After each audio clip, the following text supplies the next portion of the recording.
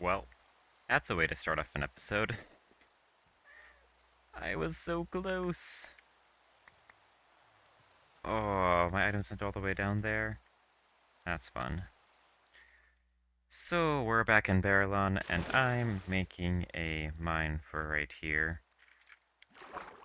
But I drowned in the mine shaft, so we'll have to keep on working on it. And then, yeah, I definitely should have started swimming up sooner, but I wanted to get as far as I could. I was a block away when I actually died, which is a little annoying. So I will hopefully finish this up without any more deaths, and then, yeah. I ended up grabbing these two books from Emmons Field, and I definitely was not keeping up to date with it. I hadn't, yeah, deaths 14 through 17 I had to add into the book. So this is actually happened in episode 5 when I was trying to build the pumpkin machine that would turn pumpkins into jack-o'-lanterns. Yeah, I hadn't added that death, or this death when Bella died last episode, or that other death last episode, and now I had to add that one as well. Once I get an ender chest, I'll be able to keep my important books in there. I just don't quite know what to do with them right now, since I don't have an ender chest and I would rather not risk the possibility of losing them in my inventory. So maybe I'll just have to carry them around in a donkey or something while I am going between different cities like this. So, I've had an interesting caving experience. 2 deaths to creepers and 1 death to skeleton. Oh boy, that's crossing 20 deaths in this world.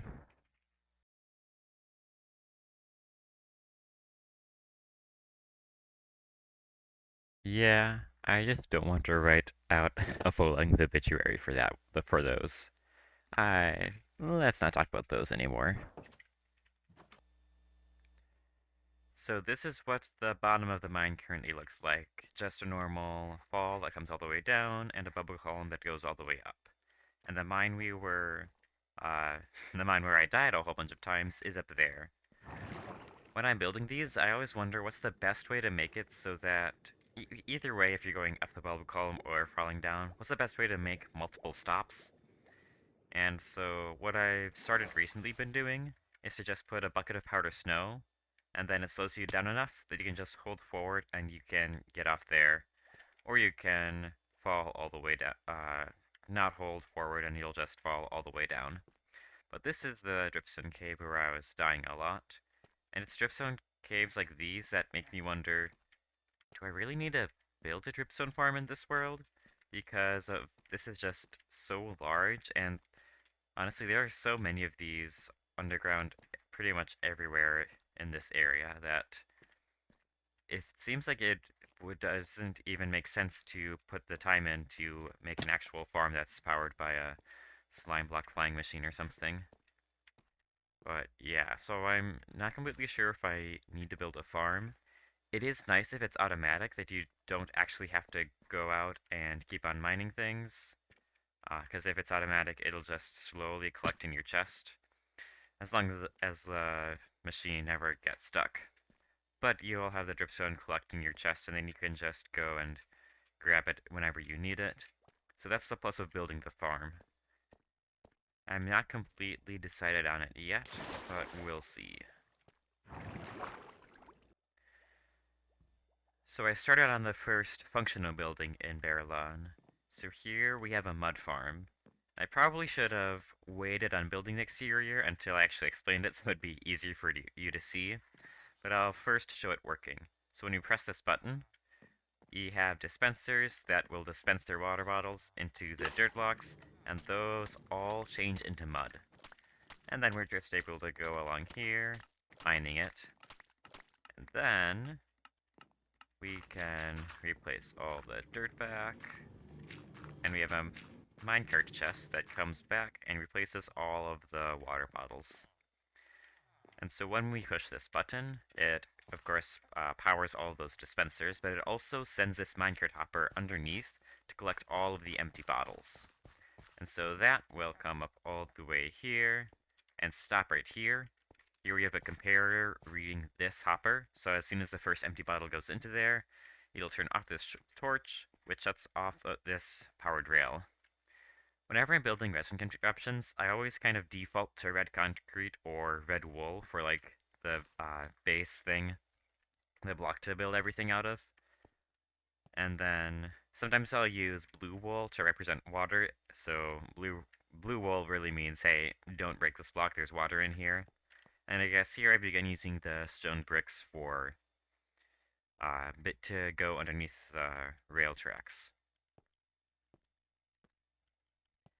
And so when we have the minecart stop there, the powered rail will shut off, so it comes to a stop there. And then the empty bottles will drain into this dropper. Here we have a clock coming out of the dropper that will pulse as long as there's items in here. But here we extend the redstone a little bit, so it also gets to this dispenser. So every time this pulses, it'll first send an empty bottle from the dropper into the dispenser, but in that exact same tick, like at that exact same moment, it'll power the dispenser, and the empty water bottle will fill up with water. Underneath that dispenser, we have a hopper going into a chest minecart. And what that does is just collecting all of the water bottles once they're filled up. And since we have the dropper and the dispenser pulsing at the exact same moment, but the dropper comes first in the tick order, then we're guaranteed to make sure that our water bottles will definitely be filled with water before they go into the hopper, and we don't have the empty water bottles just draining immediately into there. And so from this circuit from earlier, when we had the minecart hopper stop here, it also turns out this torch, which just sends a pulse here. This is a monostable circuit, so make sure it only goes once. But here, then we power we have a long delay to make sure that all of the water bottles are able to are filled up, and eventually it powers a block that sends the minecart with chest on this rail all the way down, and it just puts one empty water bottle in each of those. So we can kind of watch it in action, or have the minecart hopper come up here. Now it's pulsing all of the water bottles, and those are filling up into here. And that went all the way through. And now the chest minecart dropped off all of the empty water bottles, so we can go through, break all of these, and then replace the dirt. I've seen a lot of people like build ones that are smaller, where you have just a single dispenser with the water, and you break it, where you kind of like hold left and right click at the same time. But I prefer this because it feels like you're actually doing something. You're placing all of them, then breaking all of them. So I kind of just prefer one where you have more to break each time. Wow, I have a tiny horse standing on top of the wall right there. But yeah, for the exterior of the house right here, of the building, in Baerlon I've kind of tended towards more deep slate in order to kind of be the base building block, as well as the spruce wood for a frame.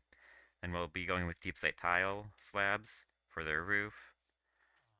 And you could see the dirt framework earlier, but up here we'll also have kind of a part come up right here.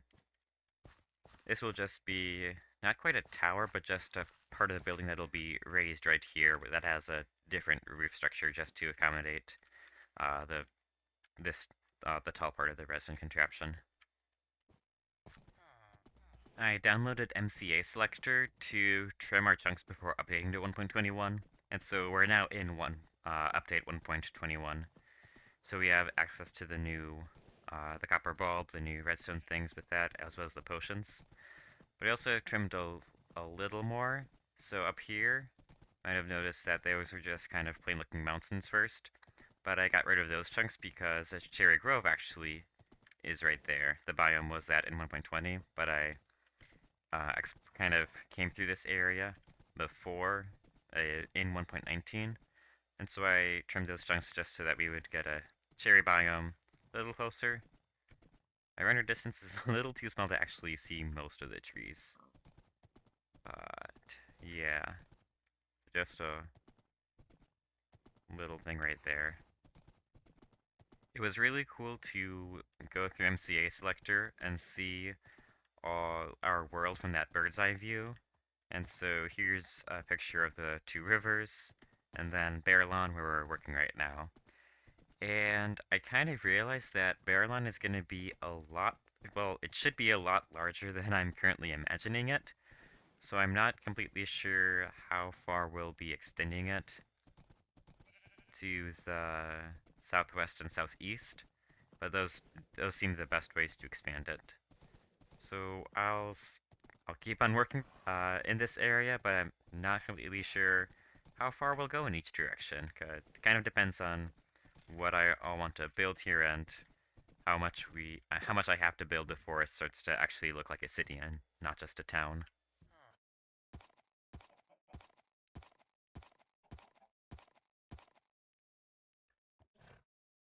I do not understand. What? How is it this donkey is able to just jump over a two-block wall without a player riding it?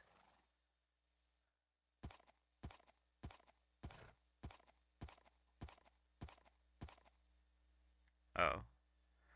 I've seen him do it 3 or 4 times now. Come on, do it again. I found him wandering out here early. I'm like, wait, that's weird. How did he get out? I must have left the gate open or something, but no.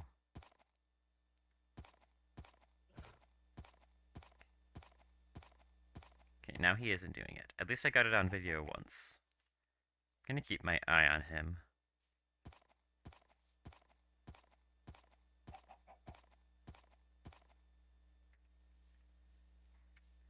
Very suspicious donkey.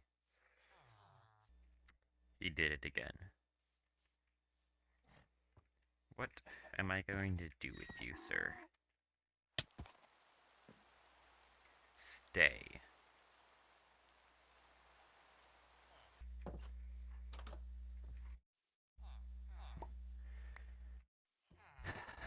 Since I am a man of science, we'll see if it... Is it just the donkey? Alright, I have to get the saddle right. If I put this guy over here and Mr. Houdini, excuse me, alright, and Mr. Houdini goes here. Does Houdini still manage to escape? Okay, so the original Houdini is still in his pen. Now the other donkey is out. Why? How? I've never seen any animal escape from one of these pens before. And, and yet these donkeys do it as if it's like the easiest thing in the world. How, how are they doing it? I mean, the horse has never gotten out. I don't think I will should have to worry about that.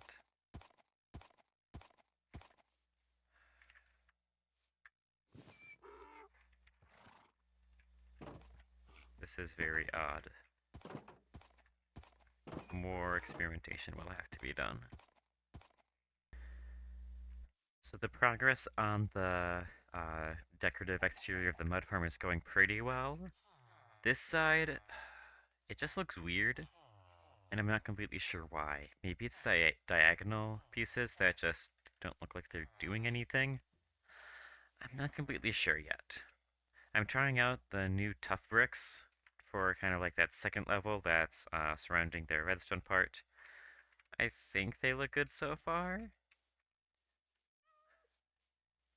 Yeah, I think they work well. The deep slate has a more, I don't know, bluish kind of tone to it, while the tough bricks are much more like true gray, I guess. But I think it looks fine. Let me know in the comments if you think I should do anything to change this. So I tried something different, and instead of the using slabs for the roof, I'm using stairs. The interesting thing is that it looks like it's quite a bit steeper than just a 45-degree angle, and I think that is with how it's tilted. I'm not sure. So I mostly finished the exterior of the mud farm. For the top section, I decided to go with stairs instead of the slabs for the roof. Not sure how it looks, and it's weird how it looks much different from different angles. So yeah, I definitely like an angle like this better. I tried to add a lot of upside down stairs under the eaves to try to make it look better, like underneath the gabled part. I'm not sure. They make the roof look a lot thicker. Not sure if that's good or bad. I guess one thing that I'm doing right now with it, because like this section looks weird, I think it's because of how straight it looks. Definitely might need to take off a couple pieces there. I know for the roof of the inn at Emmons Field, uh, I would see all of these straight corners? I also made those diagonal. I didn't do that here. For the slabs, I think it looks good. For the stairs, I'm not so sure. I think the stairs look better when they're diagonal and the slabs when they're not. But I'll definitely be doing more testing with other houses that I'll be building. Right now, I'm not completely sure what the next thing I want to build will be. The only thing I can think of is maybe trying to add some spots for like just maybe a random Fletcher, stonemason, leather worker, just a whole bunch of random houses that house villagers like that. I've been looking at the overhead map provided by MZA Selector a little bit more, and I think I'm going a little too overboard with the diagonal lines, because right now there are no really city blocks that kind of tie all the buildings together. Pretty much every building has its own angle that it's slanted. I think if I build a few more that have the same angle, it will kind of tie the whole city together better. Because right now it just looks like every building is just by itself. So this is actually the last food that I brought over from Emmonsfield, so I should probably get a butcher here or someone who's able to sell me food. I think I plugged up all of the holes in the inn so that he shouldn't be able to get out, and no zombies should hopefully be able to get in. I always build my staircases kind of like this, where I have to do a jump in order to get up to the second level, so that most mobs aren't able to get like that. So I don't have to worry about him getting on top of the roof. Unless he randomly teleports or something, because villagers just seem to be able to get exactly the wrong places. So with 1.21, we're now able to um, attach leads to boats in order to pull. We're able to attach leads to boats, so it's much easier to pull entities around. I'm thinking I'm gonna make this into a chest boat, so we're guaranteed to only pull one out of there. Okay. And we want to attach the lead to the boat. So I was playing on a realm and trying to move villagers around with boats, and I found out that it's actually easy to have them clip into the wall and start suffocating. So it's best to avoid trying to pull them out by going sideways right away. Alright, I should just have to trade Rabbit Stew 10 times, I believe, and then he will upgrade to hopefully have cooked pork chop or cooked chicken or something. 1, 2, 3, 4, 5, 6, 7, 8, 9, 10.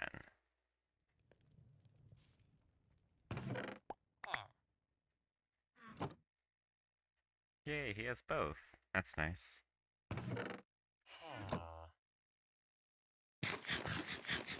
Thank you, sir.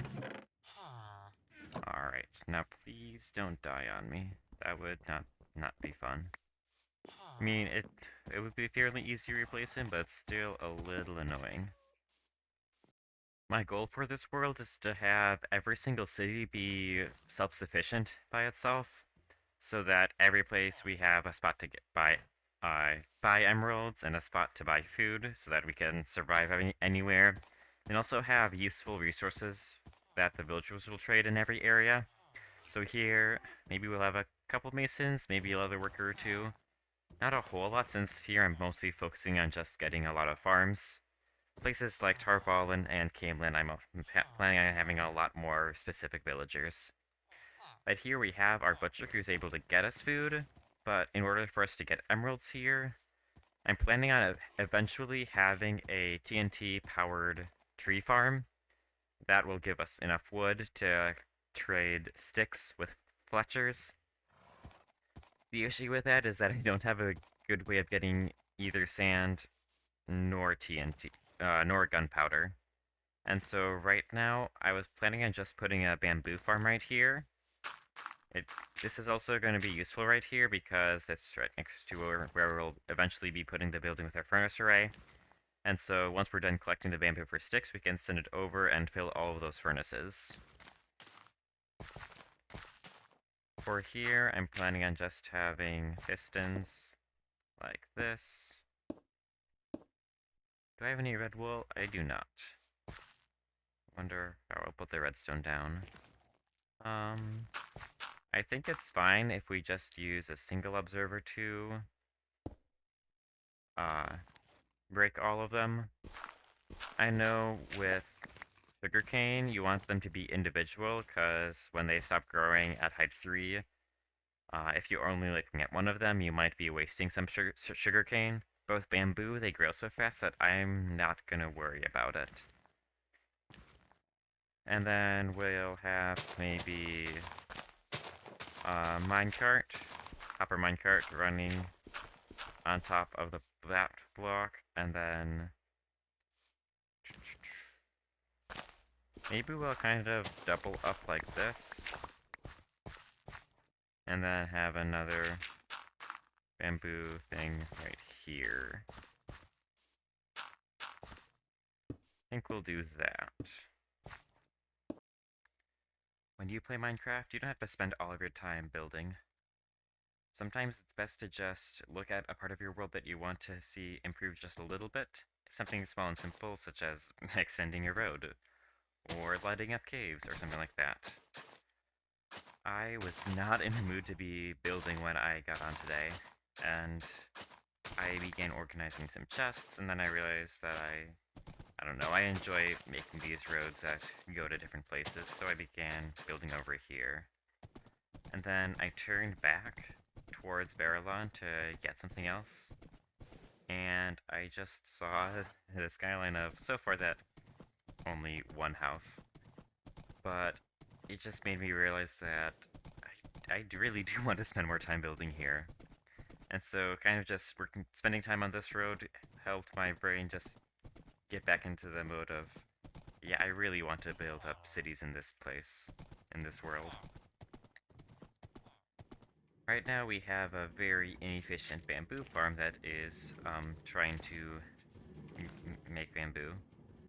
And so I'm not quite sure how long it has been running, but I've had a few problems with bamboo getting stuck, either up top of here or on top of on top of the stems. And so what my plan is, when a bamboo comes up here, interesting. Okay. I was thinking that if they extend twice, it would have more chance of pushing all the bamboo onto the floor instead of just getting them stuck on top of the stems that are there. And so this pushes it twice. I think I might have to increase the time. If I increase... Well, would it be fine to increase the delay of these repeaters?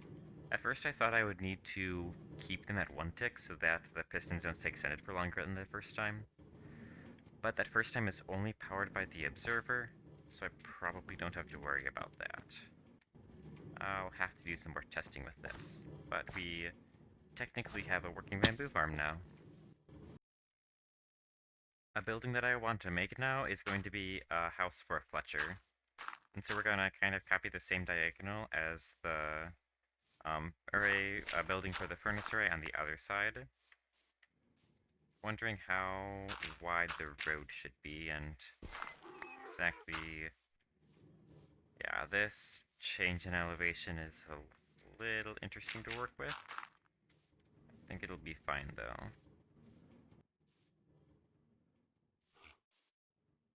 Looking at this now, I realize that it's probably too much wood.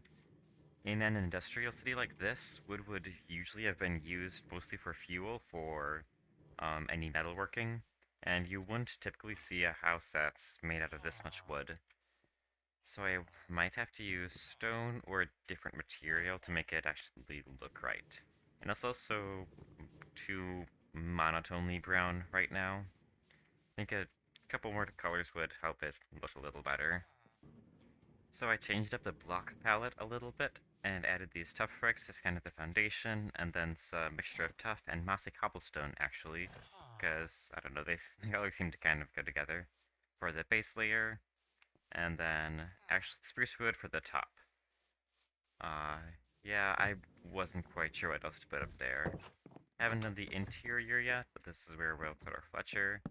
For the windows in this place, I'm planning on using these oak trapdoors, since for the fences, they aren't able to connect to both sides of the block, and if no matter where I put them in here, and so it just makes more sense to use the trapdoors. I'll have to place that one outside. Okay.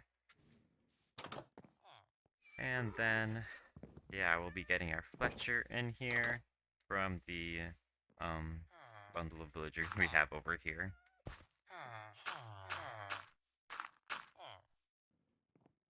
We now have a wonderful Fletcher villager who will be able to give us a lot of emeralds for all of this X we're able to trade him. I've mostly been just getting a lot of spruce wood from all of the 2x2 spruce trees I've been growing, replanting, and then harvesting a lot. But this episode is getting kind of long, so we'll probably have to call it here. Next episode, I'm planning on doing more interior and exterior work on the inn, as well as building up a few more houses, getting a few more villagers, and definitely making some more bamboo farms around the place. But until the wheel brings us together again, goodbye.